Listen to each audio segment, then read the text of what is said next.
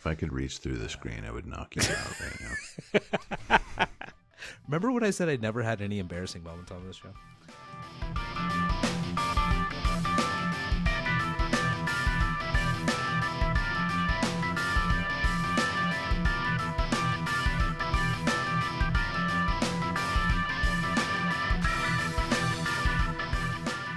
Fleeter, come say hello. I wanted to. Hello, there you go. He's gone now.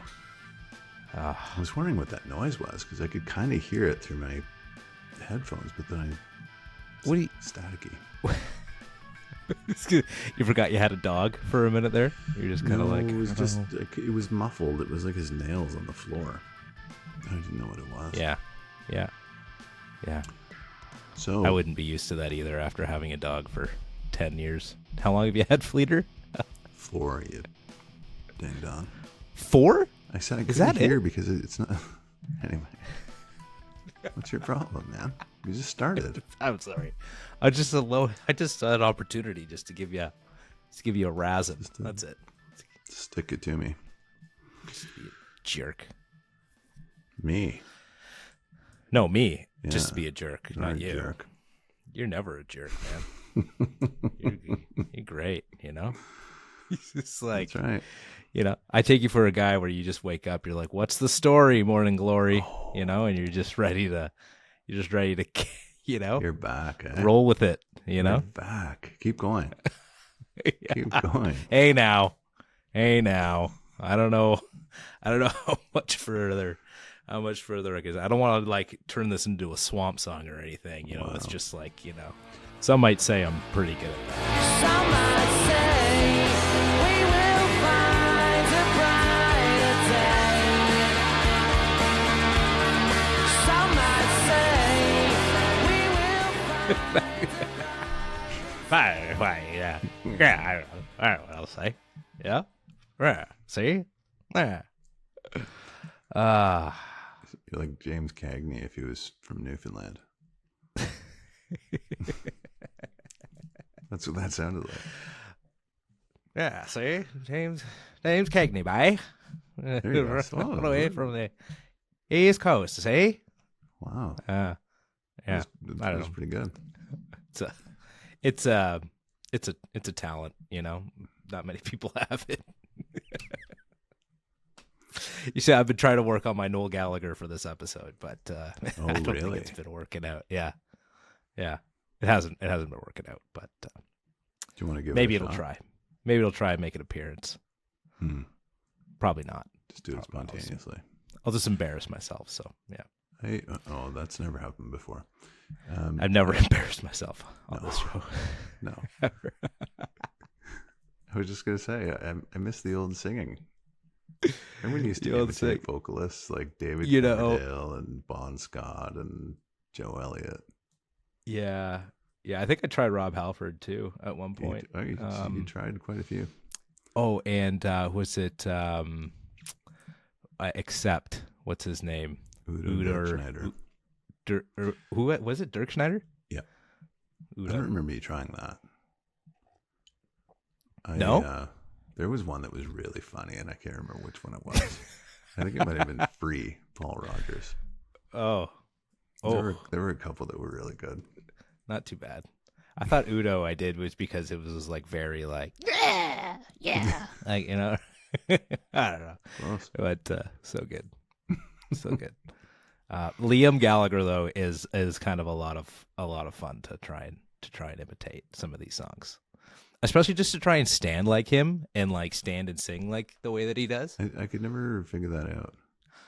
You know who else did that though? Well, he did that with his hands behind his back and all that. But Lemmy from Motorhead used to position the microphone like that, so that just right up. His head was cocked right back, and the microphone was like up there. Yeah, but I could never. Maybe they didn't want to have like scoliosis when they were older.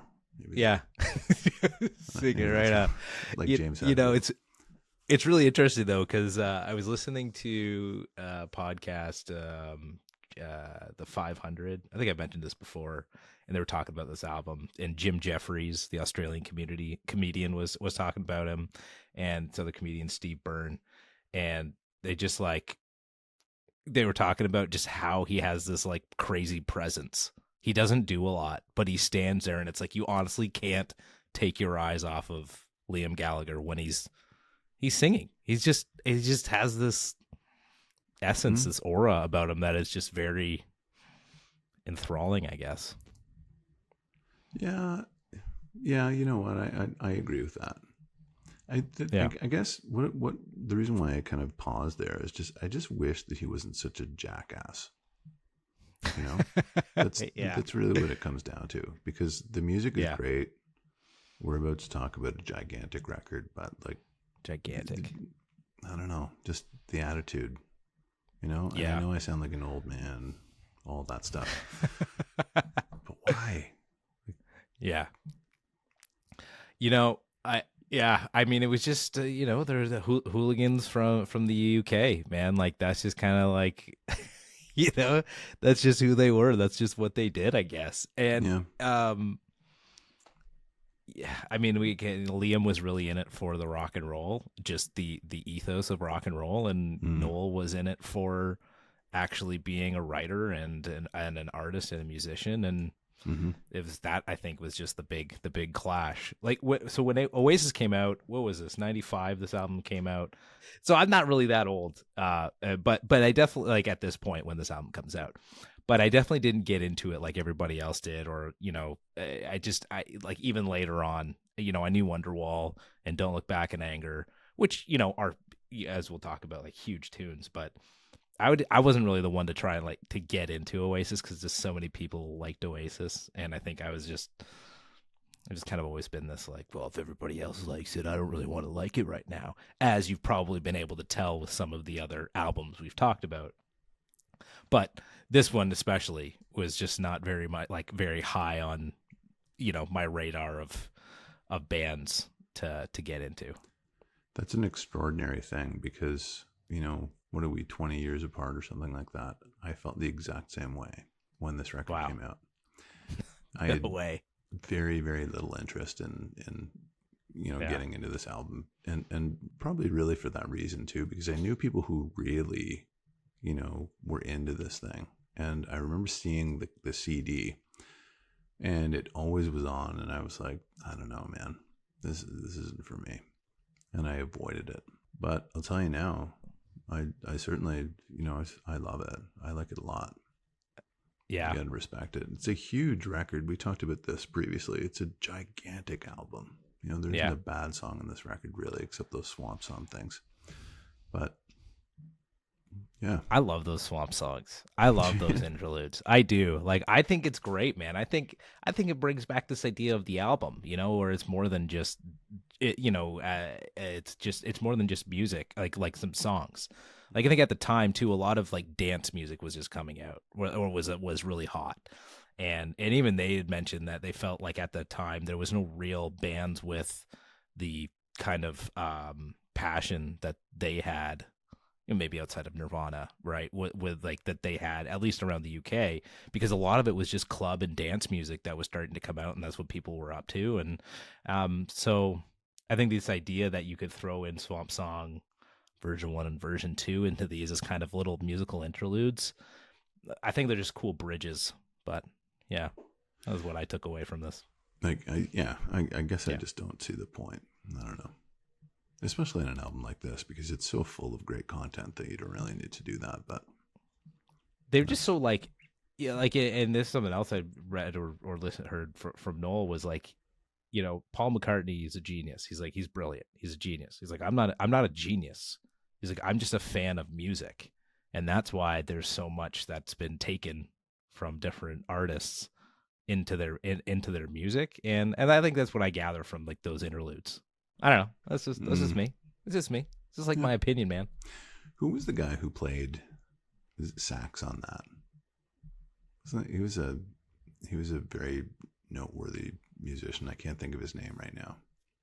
They had a sax player play on what? On the first Swamp Song. There's a sax. Isn't there a sax on there? No kidding. I did not pick out a sax. Name. Yeah, he's a well-respected musician. I can't think of who it was. Did you know that the Tragically Hip had a saxophone player in their band? Yes, I did. Okay. But I'm going to tell you, I didn't until I saw that documentary. That hip doc, And yeah. I just watched it yesterday. Yeah. I had no idea. Like some old dude. Yeah, yeah, absolutely. I thought it was hilarious how they introduced that. Sorry, folks, for going off. I saw this, and then Brent has seen this now, and I just wanted to bring this up because the way that they introduced that sax player in the documentary is absolutely hilarious. But no idea, very early iteration of the Tragically Hip had a saxophone player. I had no idea either. And he had to be. That would be like being in a band with your dad. Almost. 100%. There's no way that guy was less than 40. No. Can't imagine being less than 40 in a band with, These Queens. guys are like 19, 20. Yeah. Yeah, university students. So Almost like Mick Mars in Motley Crue being 30 when Tommy Lee was 18. Good point. Which is just bizarre. Anyway. Yeah. Sorry. So no, but I don't remember there being a sax player in Swamp Song. Okay. Yeah. I believe there is, but I'll go back. Cool. I could be wrong, but I don't think I am. Anyway. Okay.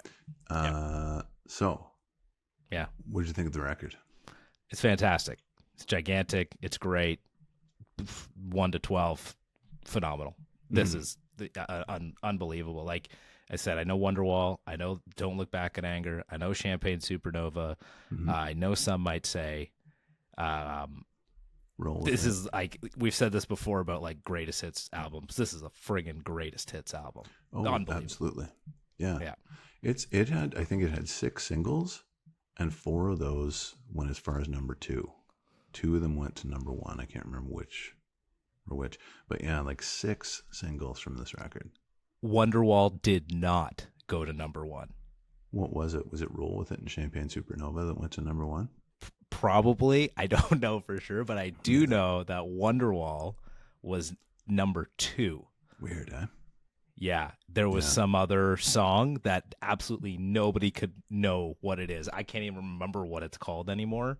It was something like Benson and Robinson or something ridiculous. That in the number 1 spot? In the number 1 spot. Okay. Yeah. See, that's a very interesting kind of piece of information for me when they talk about songs that kind of got held out of the number 1 spot. Yeah.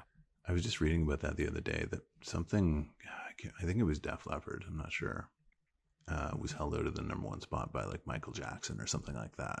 In the 80s, there was like dance music, and then there was like metal and stuff, and But like, that makes sense. This was a song and a band or a duo that you would never, you couldn't even name them today. That is just unbelievable that they would, this band would be right at the top there. So anyways, I'm sure it's come up as a factoid by now, but yeah, it's pretty wild that song. But yeah, I mean, it's great. Yeah. So you like it too now. You're obviously a big fan of this album now.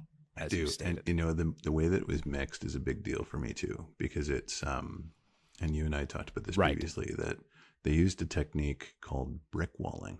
And what that is they take the kind of track, fidelity shapes, and they compress them, and fidelity is lost. So like that kind of crisp, think about like Police records, all that crispness is kind of lost, and it's more bludgeoning now, and it just comes through the speakers with so much force that it kind of sounds live.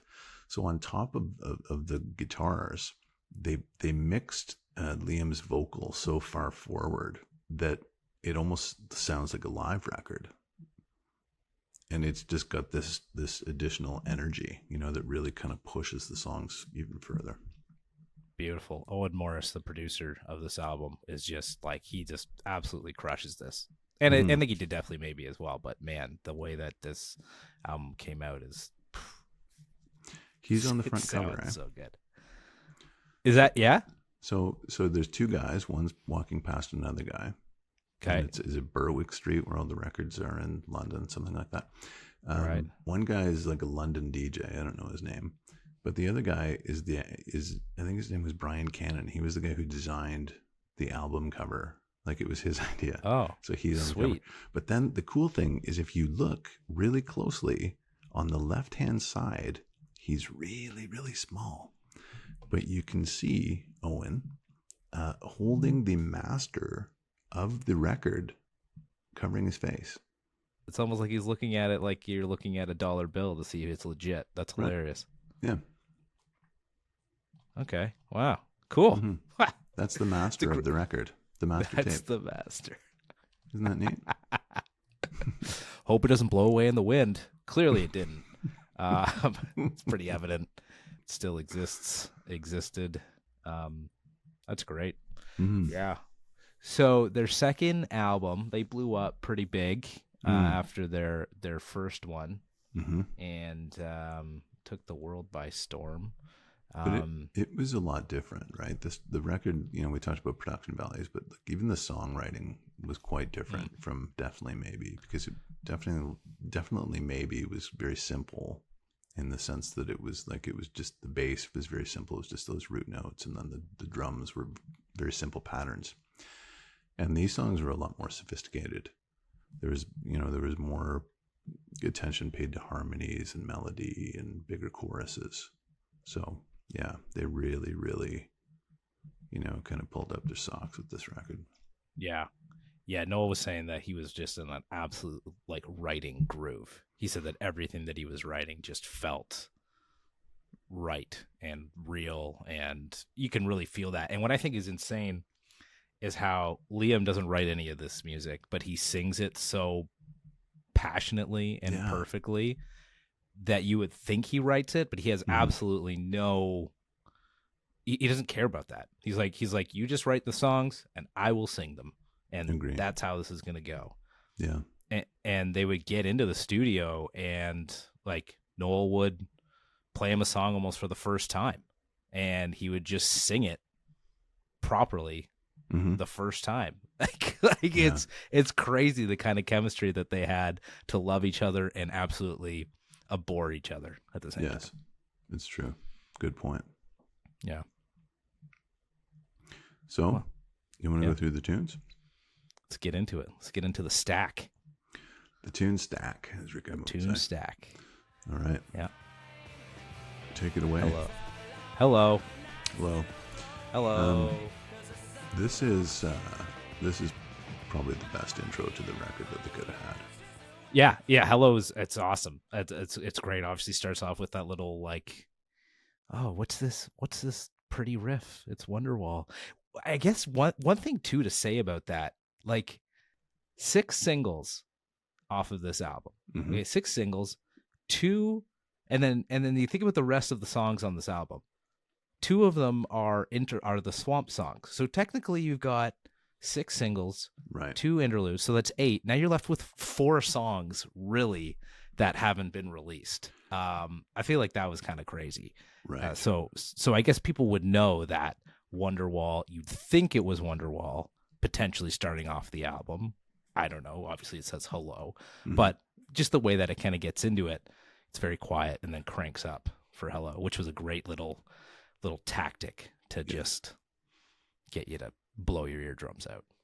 See, to your point, Hey Now could have definitely been a single, in my opinion. Okay. I think. Anyway, when we get to it. But, you just think about what was a single and what wasn't a single. But you can go through, She's Electric is another one. That should have been an absolute single. The melody in that is just, one of the best I've heard in a long time. Yeah. It would have been really interesting to be, and we've had this discussion before, sitting in the room and saying when the record is done, right, and listening to it and saying, okay, A, what's the tune stack going to be? What are we going to start with? What's side 2 going to start with? Blah, blah, blah. But also, what are the singles going to be? What's the first one going to be? What are we going to follow that up with? Out of all of these songs, they just had a richness here that they could have done so many different things. It wasn't like they had 3 good songs and the rest was filler. This was a super powerful record. Yeah. And now I feel like they, and Noel said this too. So they recorded this album in 12 days, I believe, this whole record. Yeah. Really short amount of time. And he said you couldn't do that if you were older because you'd be thinking about it too much. Recording an album, putting it out in 12 days, that's all we could do at that time as a young group. So I wonder if that played into did they really care about what the tune stack was or what the release was. So I don't know, right? Like that's kind of where I'm thinking. Like maybe they were just like, screw it, whatever. Like let's start with Hello because that's kind of cool. Champagne Supernova seems like a good way to end it. Whatever happens in between there, I don't know. Obviously, we're having these hypotheticals. Well, yeah. Well, it would be interesting to find out, though. Or maybe they just said, you know what, they're all good. Yeah. So who cares? It doesn't really matter. The tune stack is 100%. It's not consequential. It doesn't matter. It's going to sell like 10 million copies no matter what. Who knows? I don't know. 22. But, it was... and this was still Creation Records, right? Their first record label that they had signed with. They hadn't re-signed or signed to anybody bigger after the first one, right? So yeah, I don't even know what kind of influence that the owner there would have been able to have either. But yeah, pretty interesting. Yeah, how that could have played out. But I got great kickoff, and it was actually I just got some notes on a piece of paper. It's weird. They said it was actually this song was written. Hello was written for Definitely Maybe. Their first album originally. Yeah. So Roll With It's great. This is a fantastic song. Oh yeah, absolutely. The intro is funny because it's almost reminiscent of like the Hard Day's Night, that weird chord like that nobody can really describe. So it's almost like there's three of those. It's peculiar, distantly kind of obliquely reminiscent of the Beatles when you listen to it. Well, that's weird because I don't think everything else is at all reminiscent of the Beatles on this album. Yeah, we didn't even really touch on. I feel like there's so much to touch on even before getting into these songs, but yeah, huge fans of the Beatles and John Lennon, Paul McCartney.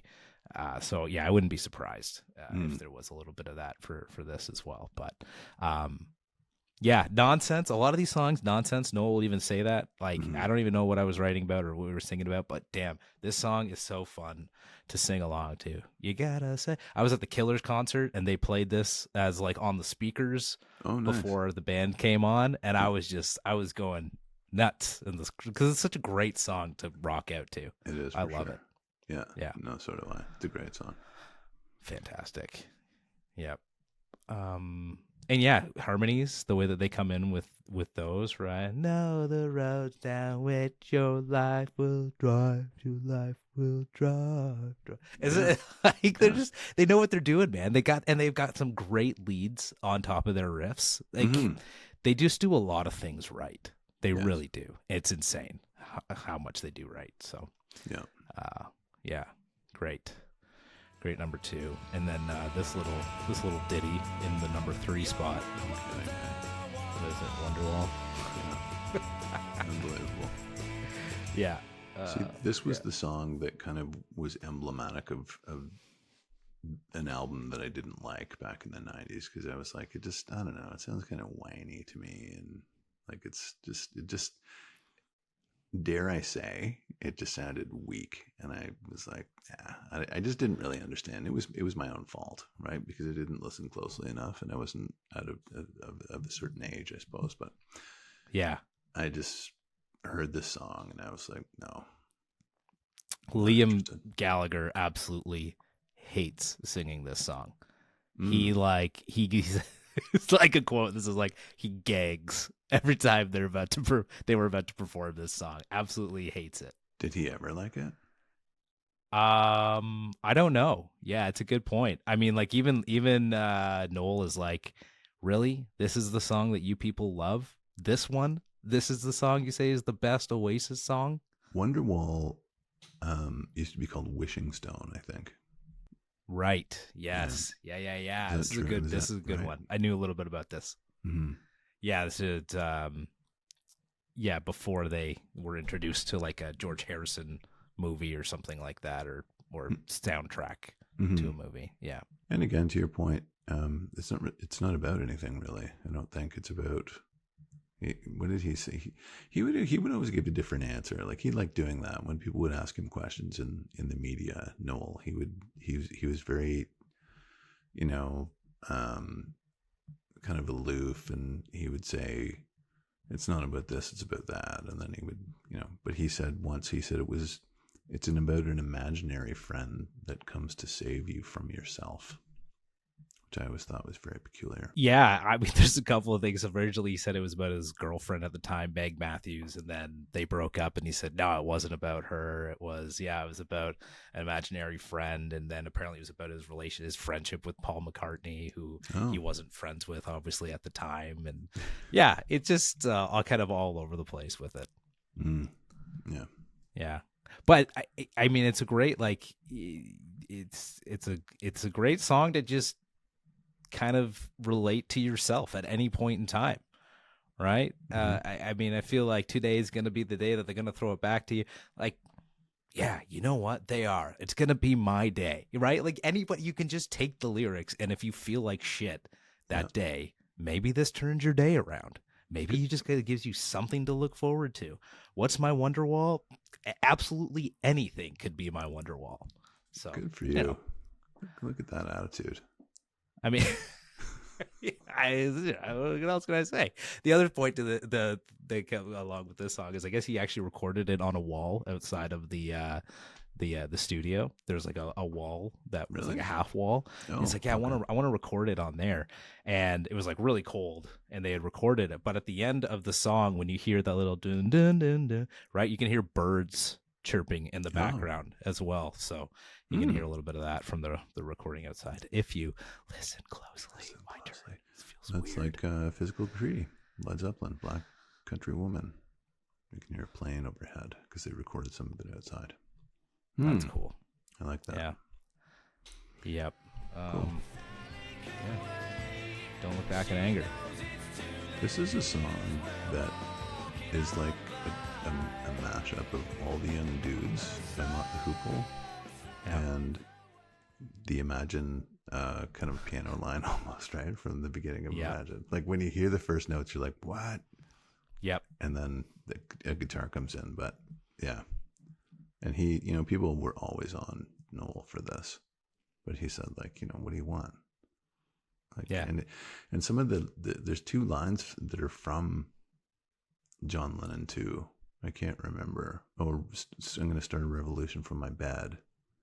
Was in like relate? Yeah, exactly. And they then were kind of. You always said my brains went to my head. John Lennon actually said that, I think, during that bed-in period that he was doing with Yoko Ono. And it was hidden away. Somebody had recorded it, and it never went to press or something.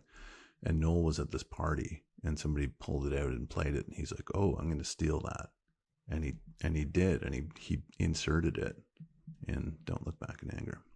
That's right. Yeah, and which is part of the reason too why he used the Imagine piano part at the beginning of the song. Is he's like, that's the piano part from Imagine.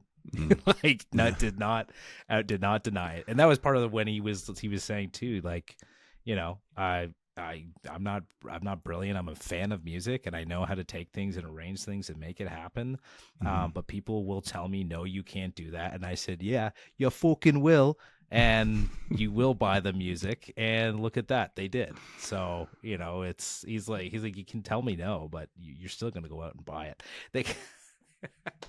I do love a little bit of the arrogance and like that comes with him. There's like, I don't know what it is. It's obviously very irritating, but at the same time, I'm also like, it's just hilarious when you think about it as a whole. His arrogance is, for whatever reason, a little bit more palatable than Liam's. I think that Liam's kind of is unfounded and just kind of ridiculous, but Noel's like, you kind of go, I hate to say, but, I hate to admit it, but you're right. I feel like Liam really is the reason why things went to like bad for the band. Like, really? I think that his wanting to just be a rock and roll star, and that was it, really destroyed like Noel, right? Like they had that show, their first show, they're playing at the Whiskey, and they were just all messed up on crystal meth, I think, and they were just like, Really? well, yeah, I mean, somebody thought it was, they thought it was cocaine. It ended up being that or speed or something, right? Good So Lord. it was, so then they ended up just completely botching that set because they'd been up for days, and but that was the lifestyle that Liam was trying to live. Not that Noel didn't get into it, but, and so I think that a lot of that, personally, just from what I see, is just Noel is just bitter about, why didn't we just take this serious and like do this for the music and not for the sex, drugs, and rock and roll? I think that was, yeah, I think you're absolutely right about that, because there was a time, and we talked about this before, where there were no Gallagher brothers in Oasis. It was a bunch of other guys. Right. They asked Liam to replace the singer, and then they played a gig, and I think Noel went and saw them and said, oh, it's actually pretty good. And then Liam said, why don't you join? And he said, I'll join on the condition that I write all the songs and I guide the band as the leader, because he was a little bit older. And so they said, okay. And then everything started happening. He wrote great songs. They're like, okay, yes, yes, yes. But then I think that Liam got a little bit of notoriety as the front man, and so he was always kind of jostling with his brother to be the star of the band and that stuff, right? And I think that that's where everything kind of went sideways.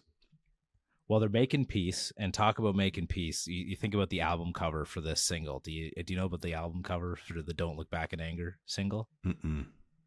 It is a drum kit Mm-hmm. with a bunch of flowers around it. No way. That sounds Yeah. familiar.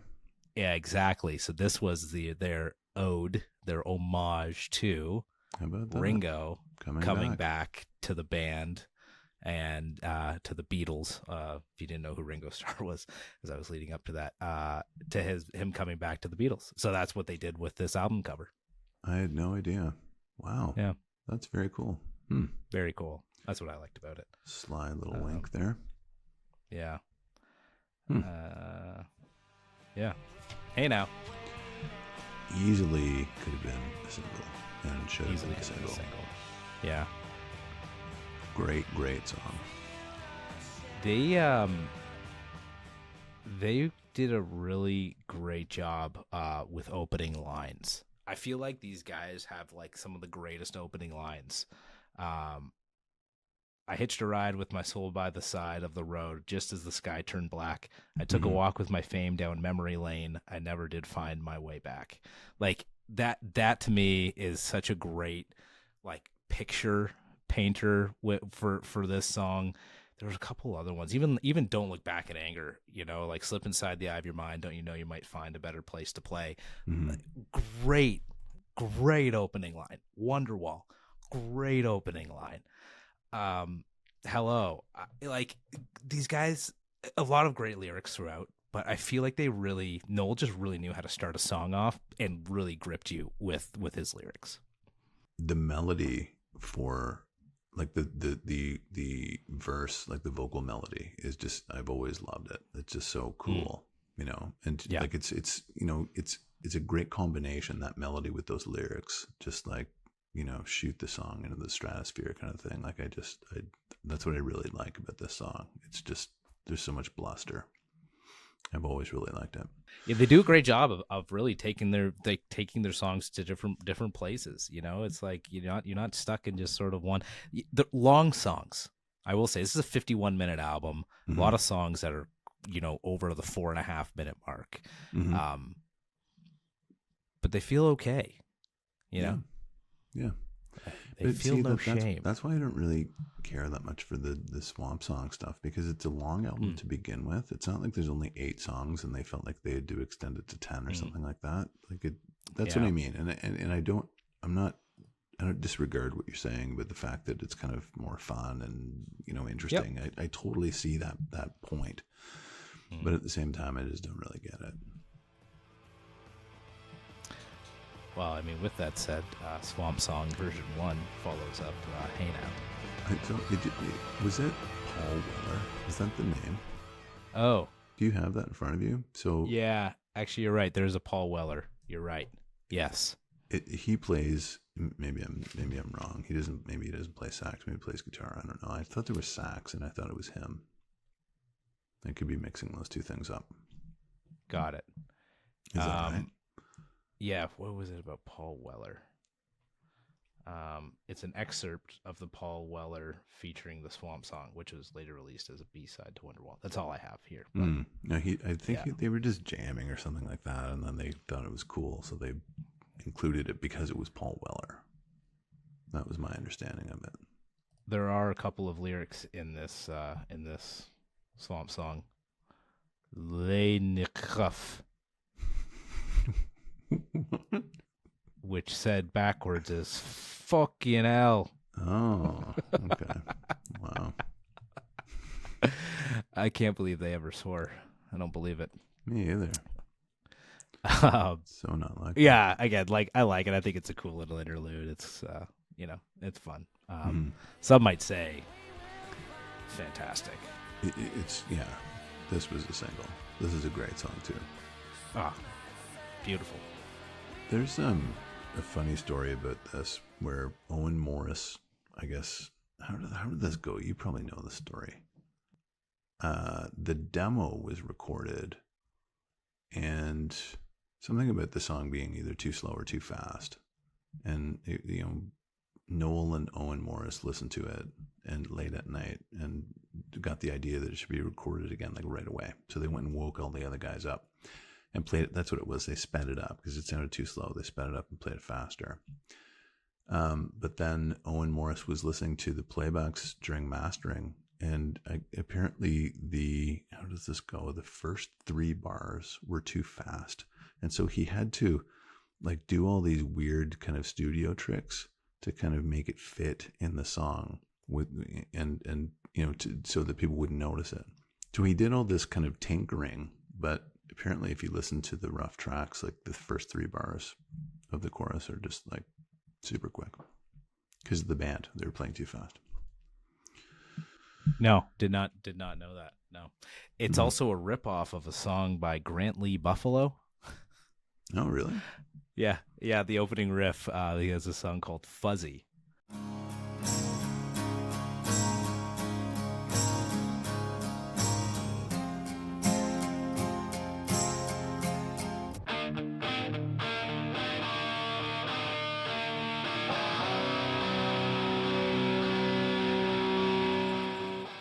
Which is really just blues, but it's that's what Noel has said. He's like, yeah, you ever heard of Grant Lee Buffalo, the song Fuzzy? But like, how many people have done that? Like, that's Right. Like to your point, that's 12-bar blues, right? Do. It's just like you Also- can literally see like your little finger hitting that note. Also, Noel's point, he's like, there's 12 notes. Like, yeah. Mhm. But that's What such a else? common riff. Like, how many times have you heard Yeah. that riff before in popular music? For sure. I mean, that's just what he brings it back to. So, yeah. But ever hear- also, again, like opening lyrics. Some might say, "Sunshine follows thunder. Go and tell it to the man who cannot shine." Like, I just think those are like really great opening lines that you're Yeah. just like, wow, fair. Cast No Shadow, Yes, this is Wonderwall funny. Part 2. This song almost sounds like it might not fit on the record for me. Interesting. Yeah. Well, It's got that keyboard thing at the beginning, but also apparently Noel wanted this to sound like Pink Floyd because he was listening to The Dark Side of the Moon at the time. yeah, I Wish You Were Here, he said. But I can't really hear Wish You Were Here, but I could kind of hear that it could be a Pink Floyd-esque type feeling. Yeah. Yeah, I do love this song. Me too. I'm a big fan of this song. Like one of my favorite songs for sure. Just so good. Again, the vocal melody, man, they just absolutely kill it. And again, I was talking earlier about definitely maybe being very simple, right? And it was just the basic rudiments, like the bass played the root note only. But the difference is exemplified here in this intro because you hear that nice little bass intro. Yeah. That's really cool, right? And there's some Beatles harmonizing. Yeah, this is a great song. Yeah. Written for Richard Ashcroft of the Verve, Is or that? at least dedicated to him. Mhm. Yeah, Why yes, is they were that? going through a breakup. The 'cause band the was band breaking broke up. So, and Owen Morris had produced, I think, a Verve album. And so he was friends with him, and I guess Richard Ashcroft was in like the studio, and I guess he was crying when he heard that the song was like dedicated to him, and Noel's like, "Fuck, man, like, get it together." yeah, that kind of thing. Yeah, but crying probably wasn't received very well in the Oasis camp. not by the Oasis camp. She's electric. She's in a family full of eccentrics. She's electric. Friggin' phenomenal. This is one of the best choruses, bar none. Yeah. Like it's Yeah. that melody where they just go super high, like instantly catches your attention. Yeah. I could not believe this was not a single. Yeah. And apparently it was supposed to be on Definitely Maybe as well. But they left it off. Yeah. In favor of what was that song called? Digsy's Diner or whatever? So yeah, exactly. Yeah. So one of those tunes. Yeah. I mean, yeah. They also say this song is like supposed to be kind of like reminiscent of Oh Yoko as well. But I don't know. I don't really didn't really come to mind there. Yeah. Great lyrics, great story, a lot of fun. They talk about it being, Brit pop, power pop type of a song. And it also, honestly, this kind of comes out of nowhere for me, this type of a song from them, which I think was also made it like supremely enjoyable. Was it just seemed completely like non-Oasis like. Yeah, very much so. This was a lot like Britpop and less like kind of the main context of this record, as I said, with that kind of bludgeoning guitar and that pile driving sound. This song is kind of a little, it's a lot more Britpoppy and kind of plods along. Yeah, but then that crazy chorus just grabs you. Yeah. In fact, that he goes up that high too, Liam. I mean, like Noel was the one that would kind of sing. He did, "Don't Look Back in Anger." So for Liam to be able to get up that high for that chorus is pretty cool, pretty impressive. Yeah, I love this song. See, Morning it's funny. Glory. I was saying before. No, sorry. I completely ignored this record, and I actually mistakenly said earlier that I've always liked that song. By always, I meant like in the last recent couple of years. Not when I was a kid, but I just overlooked it, and I probably should have paid a little bit more attention to it when I was a kid. But hey, so it's just you're making amends now, Brent. It's okay. It's all right. We all get a second chance at accept things. my apology. It's all right. Whether we actually get to have them, we do. We all get second chances. I feel a lot better now. So your second chance. Affirmation. Well, just remember, all your dreams are made when you're chained to the mirror and the razor blade. Wow. Maybe not the kind of inspirational chat you needed, but no. Maybe. Definitely. Maybe. No. Words of wisdom from Alice Cooper.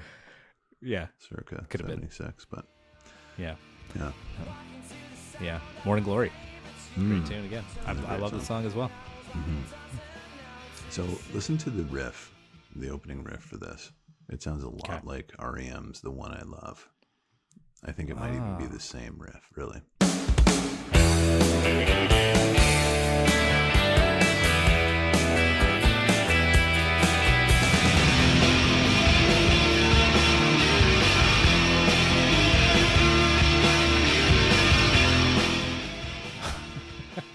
Probably.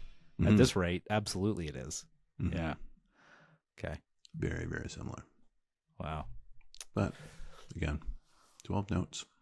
12 notes. Sometimes you just need a little time to wake up. What's in the glass there? Doesn't matter.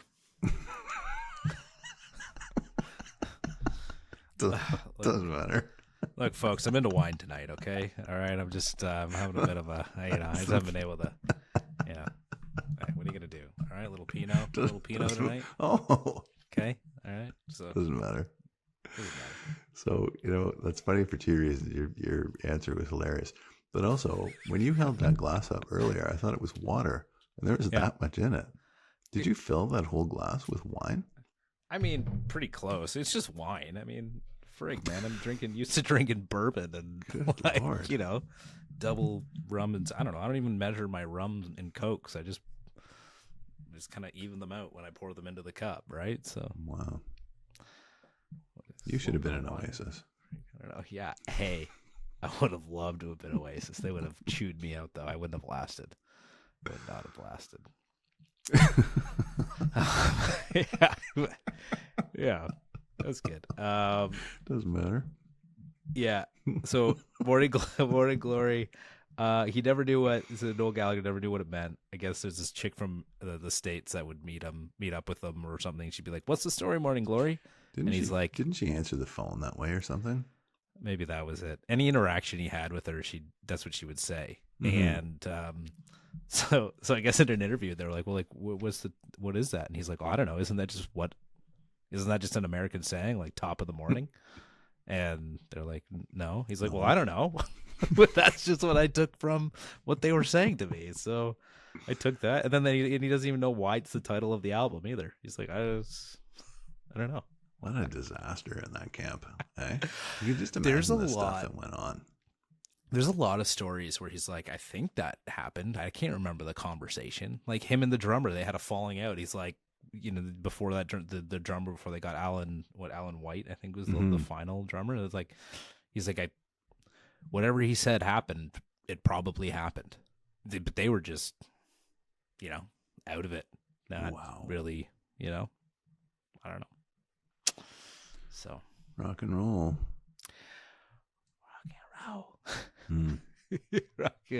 Like Spinal Tap trying to find their way out of the basement. Rock and roll. Okay. So Morning Glory Swamp Song version 2.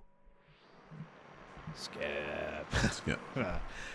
Champagne Supernova. Blasted. Yeah. Blasted. Love this song. It's good. I mean, well, obviously it's great. It's a classic. A well-written song. I don't know what you can say about it, really, right? The words are kind of like pointless on purpose. It's just silliness, but yeah, it's kind of 100%. Oasis at the peak of their powers, really. Yeah. I mean, the whole line, slowly walk down the hall faster than a cannonball, doesn't make any sense. Someday you'll find me caught beneath the landslide in a champagne supernova in the sky. The hell's a champagne supernova? I don't know, but I want to sing along to it. Yeah. Somebody asked him about that cannonball line. He said, I don't know what it means. I just needed a word. And cannonball came to my mind, and I just put it in. And then someone said, wow, what a brilliant lyric that is. And he said, so it just goes to show you, like, it doesn't have to mean anything. Everything is He said everything is pointless. and so Sally can wait. He's like, I don't like from Don't Look Back in Anger. He's like, I don't know who Sally was. You know, that's a funny story too. Said it. He's like, I'd forgotten about this, but somebody told me a long time ago, or I read it somewhere, how that came about. Because Sally wasn't a person. So I think that the story goes, and this is true. So Noel was playing this in sound check, and Liam came up and said, he was kind of winding him up, and he said, what are you singing there, geezer? Because they used to call each other geezer. Like, I guess in England you call people geezer, and it just means dude. So he said, what are you singing there, geezer? He said, are you singing something about Sally? And Noel's like, no, it's not. I'm not even singing. Like, what are you talking about? He goes, you're saying something that Sally can wait. And then he's like, so Sally can wait. And then he started singing that. So Sally can wait. Oh. And then he liked it, and he used it. But it came from that. Liam thought that he heard him saying, who's Sally and why can she wait? But he wasn't really, I guess he was just kind of enunciating something else or whatever, and that's what Liam heard. But that's how that line came to be. Well, I'm gonna somehow write a song where I'm gonna get the word fleeter into the Did you hear him into walking a song. around there? Yeah, I saw walking behind you. Oh, did you see him? Did you see him? He walked by. Yeah. So he made a cameo. He made a cameo. Yeah. He's such a. I think he has to go outside. He's such a dork. He's too good for the show now, man. He doesn't even want to jump on your lap and be part of this thing anymore. He used to. Yeah. Now he's a diva. He's a prima donna. Yeah. Yeah. You don't have a raw steak for me? I don't want to be on the show. That's right. Well, screw him. We don't need him. Well, this. So? I think it's pretty obvious by now. It's 5 out of 5. Fantastic. Yes. Fantastic album. It's funny watching the videos and stuff from back then because everybody dresses that way now. No, Everybody really? dresses like it's the 90s again, and especially like Oasis. Like I'm looking at old footage of them, Mhm. and I'm like, 10 years ago, I would have looked at this and been like, wow, that's like outdated, Oh. kind of like clothing, or like that seems really like it's the 90s. I'm looking at them now, what they're wearing. I'm like, pretty sure I saw a guy walking down the hall faster than a cannonball dressed like that, So, yeah, so that was pretty noticed. interesting too. Yeah. Wow. It's all come back. So, Well, it always does, doesn't it? yeah. Yeah, 100%. History is cyclical. Yeah. So, speaking of throwbacks, Okay. who should we bring on next? I don't know, man. I don't know. How about Lenny Trouble Kravitz? in the Hen House. Oh, sorry. Lenny Kravitz. Yeah. What did you say?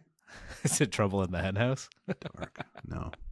We'll do a hip. Do you want to do a hip record? I don't know. I kind of know the hip, so it would That's what I was just be gonna more say, for like, posterity. Like, we're Canadians. We should maybe do I mean, we've done Triumph, but Okay. really How want about, to how do, about I don't know. how about we'll do Lenny Kravitz and then you can pick the hip record. How about that? I'll pick the hip record. Yeah. As long as it's not anything after Phantom Power.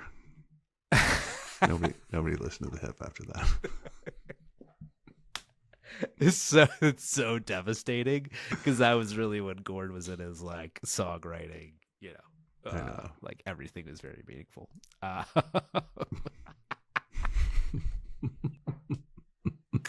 I thought at first you were going to say nothing after Up to Here, so that's good. Oh Christ. No. Road apples. Yeah, Up to Here. Yeah. Yeah, that's good. What's your favorite Anyways, hip okay. record? Very quickly. Honestly, man, this is I'm gonna sound so un-Canadian. Like I've never gone through a full one. So yeah. What? I know. I think to me, honestly, the hip are very much like to your point about like a Boston or a Journey or a Talking Heads, where they just have a lot of great songs across many albums. Mm-hmm. So that's how I feel about them. But again, if I actually put some time into here's the thing. Here's another thing that is probably also gonna get me completely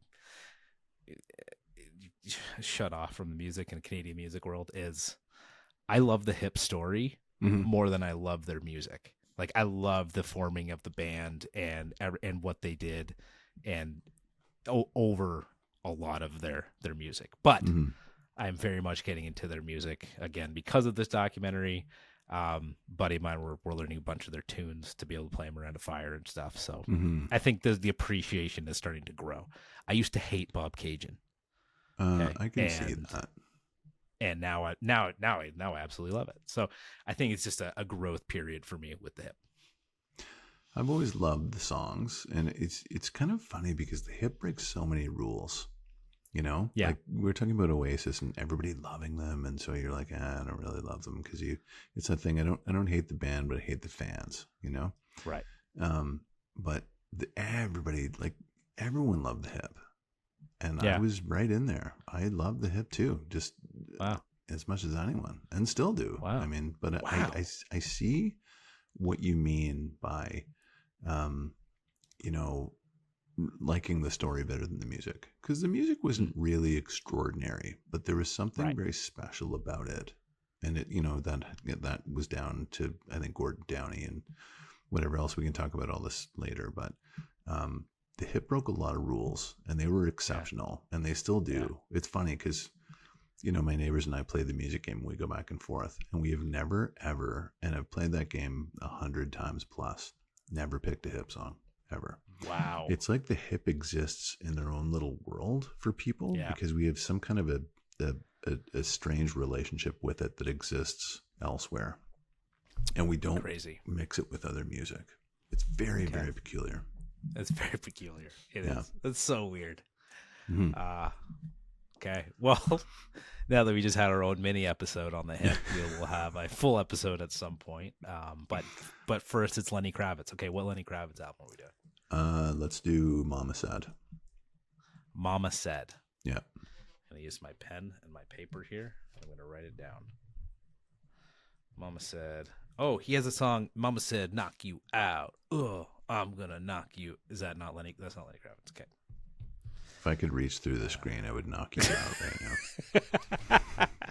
Remember when I said I never had any embarrassing moments on this show? Okay. So, cool. Great. There you go. Well, great, man. Cool. Oasis in the books. Kravitz on the way. Hip in the I don't know. What would you call it? We could do a couple of foreground? records, maybe. Background? We'll see. Maybe. There's still a lot of records to do. Okay, man. Sounds great. Get Jake Gold on the show. All right.